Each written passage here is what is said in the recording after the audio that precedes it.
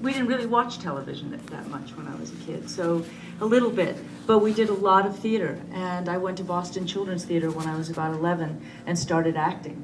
And I was acting mostly until I was about 20, 21. I studied mime in Paris and sculpted and made puppets, and it's just something I did. It wasn't necessarily something I wanted to be, an actor, but I just was doing it from a very young age. It occurs to me that you bring to film and to the stage and to opera the widest range of influences and backgrounds of almost anybody I can think of. I mean, there's the puppetry, there's the mime that you mentioned, there's the sculpturing, there's the other films, presumably other stage productions, presumably reading, literature. You bring it all together with you, and so I think that's an important part of the diversity of your work. Would you agree with that? I think, well, one of the things that is a big part of my life is travel. And even if you're a child growing up in a suburb, and I went at a very young age right downtown to Boston and was with people from various parts of Boston. And then when I was 16, I graduated high school early and went to Paris to study. After Oberlin College, I went to Asia for 4 years and lived in Indonesia and had I was studying, and then after 2 years I got another grant to start a theater company. And my first grant to Asia was to Indonesia, Eastern Europe, and Japan in visual theater. So what that meant was a combination at that time, I think Robert Wilson, Meredith Monk, there were a lot of artists, Ariana Minushkin, who were very inspired and influenced by theater, particularly from Asia.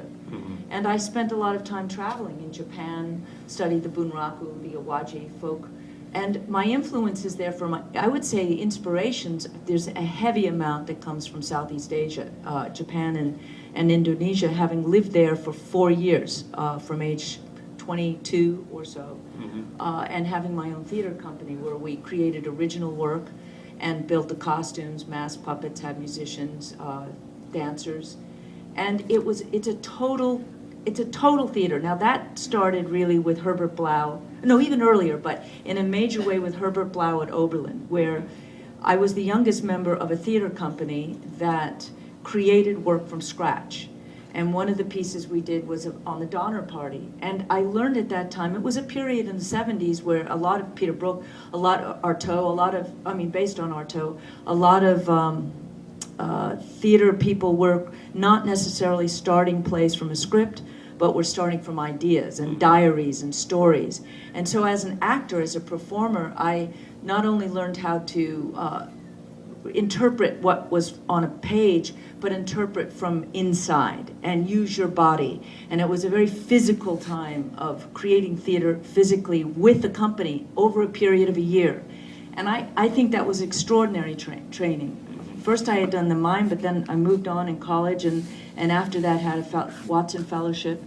And so by traveling, I was in Bread and Puppet Theater as well with Peter Schumann, who did all those giant Vietnamese. If you saw Across the Universe, I quite liberally and openly asked him.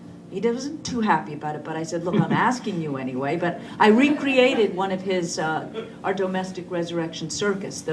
A lot of those puppets were not my design. They were actually Peter Schumann's design at that period. So my inspirations came from a lot of travel. And I had parents who, I was the youngest. My brother and sister, 6 and 7 years. If you all saw Across the Universe, that's not my family exactly, but a little bit. And I'm the little girl watching all this trouble going on in that period. But they let me go.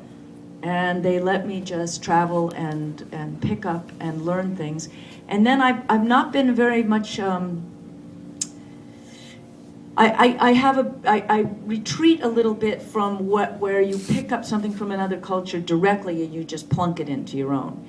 So I feel like even with something like The Lion King, it's Africa, but through the eyes of the artist, through Garth Fagan, through my eyes, through the lighting designer, so it has to come out and be reinterpreted in a fresh, personal way, and that's the way that I approach the inspiration, as opposed to the what do you call it? Just the sort of collecting of things and appropriation. Right. When you made the transition from theater to film and started making some films, how did you view that transition? To what degree are they apples and oranges? To what degree can you make them both work in similar ways? What's the pluses and minuses? Well, in a funny way, what I do on stage is cinematic, and what I do in cinema is theatrical. So they cross over because in theater you're constantly having to deal with transitions. And I'm just getting very technical now, but it's how do you move from one scene to another? And if you have something, I'll use The Lion King because probably many of you, it was here recently, so you might have seen it. But it was a movie. And people would say, what, you're going to put a stampede on stage? How do you put a stampede on stage? Or how do you put the sunrise and all those animals? And how do you move in what is 30 scene changes or something? And that's the fun of theater for me. That is what I love about it, because the difference is theater is very honest about its how it's done. You see the rods, you see the strings. I'm not pulling up in front of those gazelles. Here's a gazelle. I'm not putting a curtain here below where the mechanics are. I actually take that away, and the mechanics are part of the joy. Are part of the storytelling is to see the mechanics. When a sun rises, we're not going to do a projection of a sun, which is easy to do. You just put up a big RP or big scrim and you project the sunrise, big golden sun. But I said to the set designer, no, we will make the sun out of pieces of stick and silk, and it will have that striation. It'll all be collapsed on the floor, and the audience will see as the strings pull the sun up. There it is, and it's got light bouncing off, and it's tactile, and they know what it is. They know it's sticks and silk. But that is the spirituality of it. That is the pure origins of theater. Seeing a hand with a flame behind it cast a shadow on the wall, the origin of the rabbit on the wall. That, and the audience gazes at the wall, and they know how it's done, but the poetry is in that knowing. And that is the power of theater to me, is the apparent strings. It's, you know, even in something like Spider-Man, which is highly, people think is technological, you saw a moment of yellow ribbons that are moving with women swinging. It was very fast. And we create a living loom on stage that the silks go up, and it's very much based on the force of human swinging back and forth. It's back and forth. It's not at all technological in the sense of being controllable.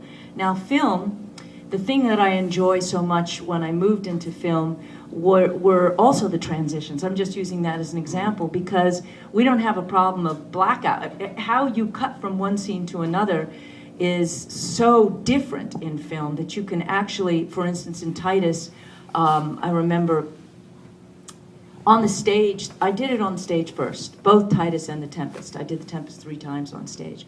But in Titus, there was a moment where Alan Cumming is the emperor, and he's pacing back and forth because he's got a letter and that he has received. And Lucius, Angus McFadden, is, well, if it was on the stage, they were both pacing at the same time, right? Because you can do that on the stage. You just, the lights come up here. You could do it in split screen, but I haven't seen split screen be so great. I mean, to me, it's just, it's hard to take. But in the theater, it's part of choreography. You accept it, that you have two places at the same time. When I came to do that in the film, I literally could do what film does well, which is I counted the pacing of the one actor, and I dissolved the other one, so the one actor moves this way, and as he turns to go back on the pacing, the other actor, who is thousands of miles away, continues the pacing. And it's the same concept. It's just cinema can do that. Film can't. I mean, theater can't do that. And that was I remember, because Titus was my first major feature. I'd done a film before, but it was that part of it, of how you move from one scene to another, how, another point where Alan